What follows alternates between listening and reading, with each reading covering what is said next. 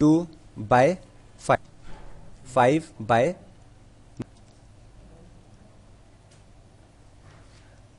करना है 5/9 minus half.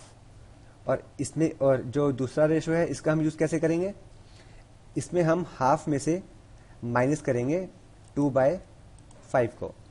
तो 5/9 माइनस हाफ होता है 1/18, और ये होता है 1/10। अगर आप इनको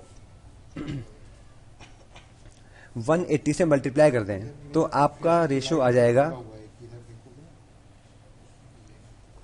10:18, जो फर्दर हम डिवाइड करके अपना रेशो बना सकते हैं 5:9। अब ये 5:9 है, जिसमें हमारा जो हमने वाटर का रेशो लिया था स्टार्टिंग में, ठीक है। तो इसके हिसाब से 5 तो हमारा हो गया वाटर, और according to question we have given that this 5 ratio must be equal to 3, क्योंकि हमें क्वेश्चन में कहा है कि जो लेटर होगा, जो बाद वाला होगा मिक्सचर, उसमें उसका सॉल्यूशन 3 लीटर होगा। तो इसमें वाटर आ गया 3 लीटर। आपको यह बताना है कि हम बाद वाला कितना लीटर लें। 5 3 है, हमें निकालना है 9। Therefore 9 ratio equal to 3/5 into 9, which is 27/5, and which is further solved to 5 2/5, and this is the answer of this question। ठीक है, आई होप आपको ये क्वेश्चन समझ में आया होगा। तो अब हम नेक्स्ट क्वेश्चन की तरफ बढ़ते हैं। सेकंड क्वेश्चन है आपका, एसपी क्या होगा। यहां पे हमारा टोटल एसपी आ जाएगा, total selling price equals to 2 into 8400, which is 16,800। और इसको ओवरऑल ट्रांजैक्शन में ना तो लॉस हुआ ना प्रॉफिट हुआ। डेट मीन्स दोनों का जो सीपी होगा, जो टोटल सीपी होगा, वो भी कितना रहा होगा 16,800।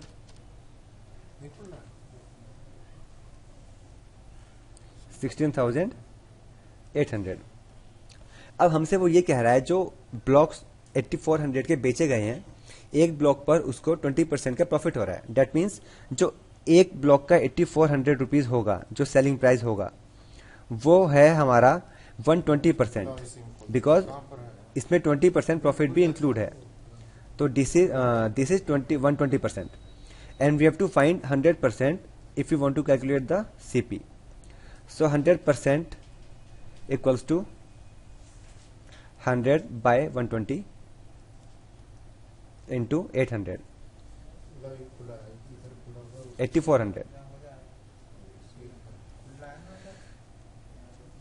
100 जीरो से जीरो कैंसिल, 12 7 जा। तो एक ब्लॉक की सीपी कॉस्ट प्राइस आ गई हमारे पास 7000। अब दूसरे ब्लॉक की कॉस्ट प्राइस क्या आएगी, टोटल कॉस्ट प्राइस में से हम वन ब्लॉक की कॉस्ट प्राइस को, वन ब्लॉक की कॉस्ट प्राइस को माइनस कर देंगे। Means we have to minus 7000 from 16,800 which is 9800। तो सीपी था उसका 9800, और हमें कहा गया है कि एसपी दोनों का 8400 है। डेट मीन्स उसे 1400 का लॉस हुआ है। तो हम लॉस परसेंटेज अगर हमको निकालने हैं तो हम कैसे निकालते हैं, 1400 अपॉन जो उसका एक्चुअल सीपी था 9800 इंटू 100, इससे हमारा आंसर आ जाएगा। ठीक है, 14 7 जा we have 98 and we get 100/7 which is 14 2/7%, and this is our answer for this question। ये क्वेश्चन काफी इंपॉर्टेंट था, और ऐसे ये कोई एक्स स्टेशन होगा यहाँ पर ये वाई स्टेशन है। एक्स स्टेशन से ए ट्रेन ने मूव करना स्टार्ट किया वाई की तरफ, वाई स्टेशन से बी ट्रेन ने मूव करना स्टार्ट किया एक्स की तरफ।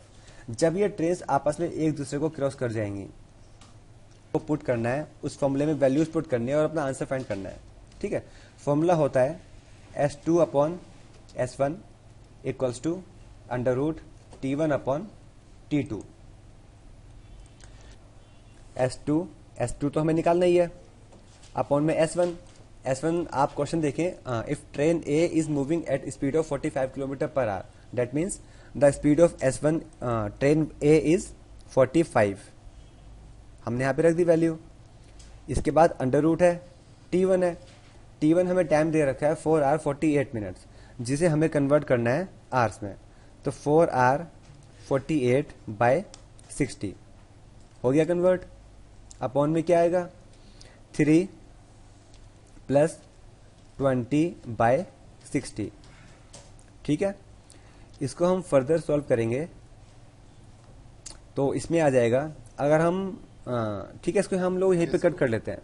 12 4 जा 12 5 जा 21 जा 23 जा, तो एलसीएम लेने के बाद ऊपर आ जाएगा 4 5 जा 20 24 बाय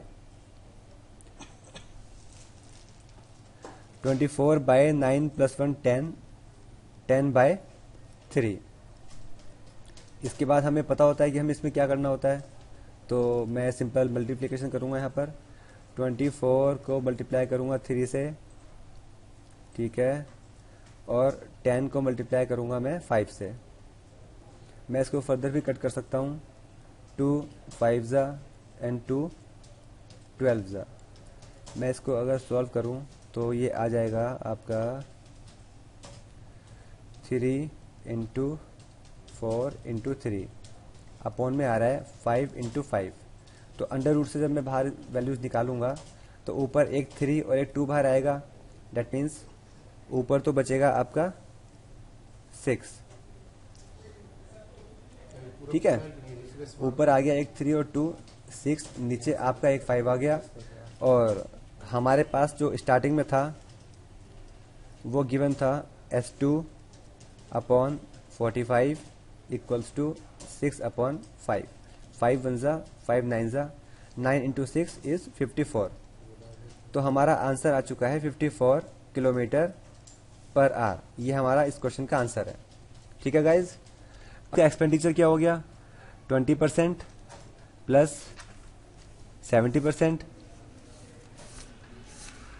तो उसका एक्सपेंडिचर हो चुका है 90%।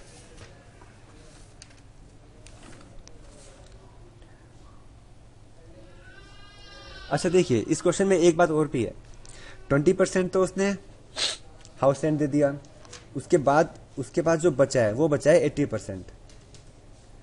80 का 70% वो हाउस होल्ड पे खर्च कर रहा है, मीन्स 70% ऑफ 80% ऑफ 80%। कितना होता है ये 56%। 56%। तो उसके पास पहले 80% बचा था, उसमें से 56 उसने और खर्च कर दिया। अब उसके पास कितना बचा होगा 24%। 24% उसके पास बचा है, और यही चीज हमें क्वेश्चन में गिवन है। तो according to question we have given that 24% of his saving is 1800। ठीक है, और हमें उसकी पूरी इनकम निकालनी है, दैट मीन्स हमें 100% निकालना है। तो 100% क्या आ जाएगा 1800 divided by 24 and multiplied by 100। 3 से अगर हम 6 से कट करते हैं, 6 3 ज़ा 18, 6 4 ज़ा 4, 25 ज़ा, हमारा आंसर आ रहा है 7500, और ये ऑप्शन गिवन भी है, दैट मीन्स इसका आंसर है डी ऑप्शन। ठीक है, अब हम नेक्स्ट क्वेश्चन पे आते हैं एलसीएम मेथड से। एलसीएम मेथड में हमें क्या करना होता है, जैसे ए 8 डेज में अपना वर्क कंप्लीट कर रहा है और जो बी है वो भी अपना वर्क वो भले ही डिस्ट्रॉय कर रहा है लेकिन वर्क तो वो अपना कंप्लीट कर ही रहा है ना। तो बी वर्क कर रहा है 3 डेज में। हमें 8 और 3 का एलसीएम लेना होता है 24, which is 24। That means A का जो 1 डे वर्क आएगा, 1 day work of A, work 1 day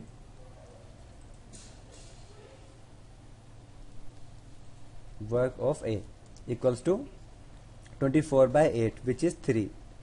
ये 3 वर्क कर रहा है एक दिन में। फाइन। एंड 1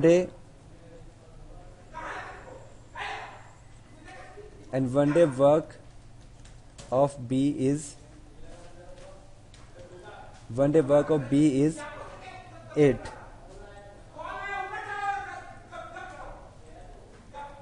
मीन्स ये एक दिन में 8 वर्क कर रहा है। ठीक है, तो अब आपको ये बताना है कि अगर ए ने 6 दिन काम किया तो ए 6 दिनों में कितना काम किया होगा। ए ने, इसने काम किया होगा 18। आखिरी के 2 दिनों में बी ने भी काम किया है, तो बी ने कितना काम किया होगा, 8 × 2 कर दो विच इज 16। तो ओवरऑल वर्क हुआ कितना है इन 6 दिनों में।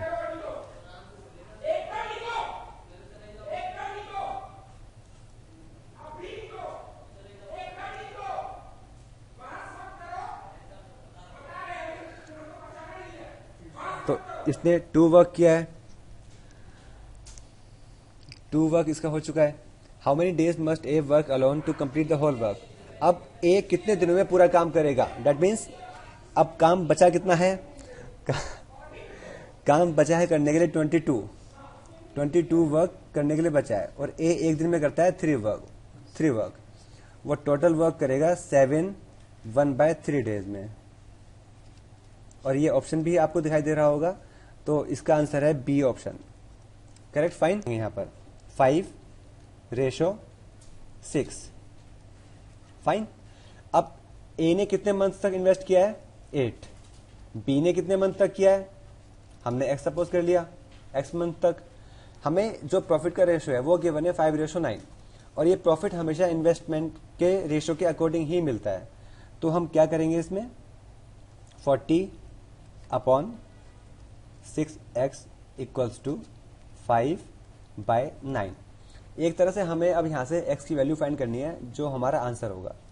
5 8 = 40, 3 2 = 6, 3 3 = 9, 2 1 = 2, 4 = x को क्रॉस मल्टीप्लिकेशन करके वहां ले जाते हैं, 3 को यहां पे ले आते हैं, तो x की वैल्यू आ जाएगी 12 मंथ्स।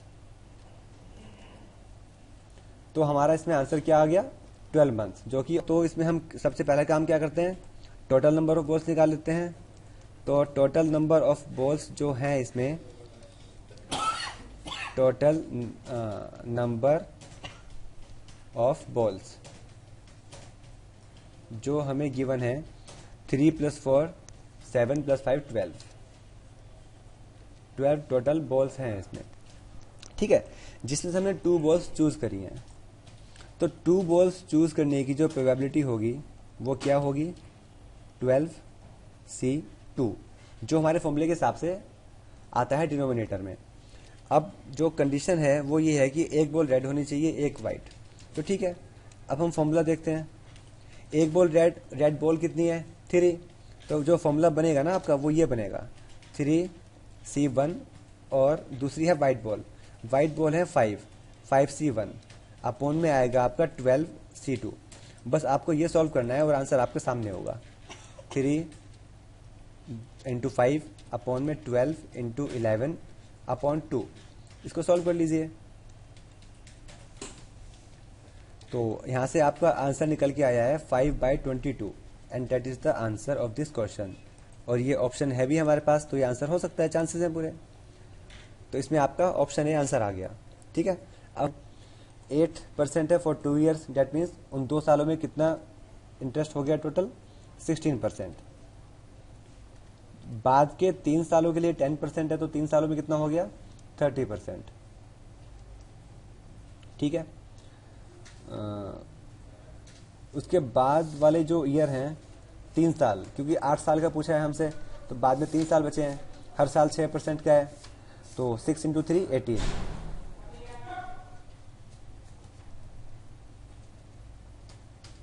तो टोटल कितना इंटरेस्ट हो गया है? 30 प्लस 18 48, 48 प्लस 16, 48 प्लस 16 होता है 64%। तो टोटल इंटरेस्ट जो उसको मिला है वो 64% मिला है। अब क्वेश्चन में हमें गिवन है कि simple interest accrued on a sum for a period of 8 years is rupees इतना। जो सम पे हमें इंटरेस्ट मिला है वो मिला है हमको 12,800। तो हमको सम बताना है कि सम कितना होगा। ठीक है, 6400 तो हो गया आपका, ये आपको निकालना है 100%।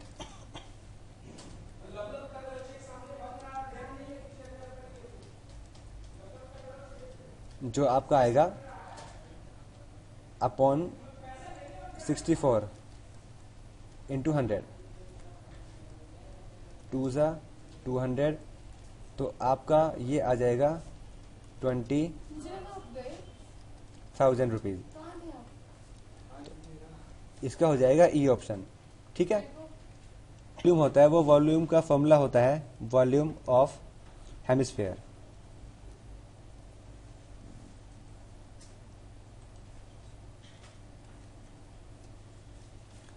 वो होता है आपका 4/3 पाई आर क्यूब।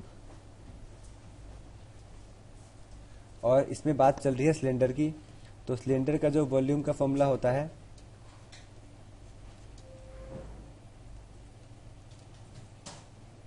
वो होता है पाई आर स्क्वायर एच। आपको इन दोनों फॉर्मूलेस की हेल्प से इस क्वेश्चन को सॉल्व करना है। तो मैं समझता हूं कि ये क्वेश्चन तो आप इजीली अपने आप भी सॉल्व कर सकते हैं।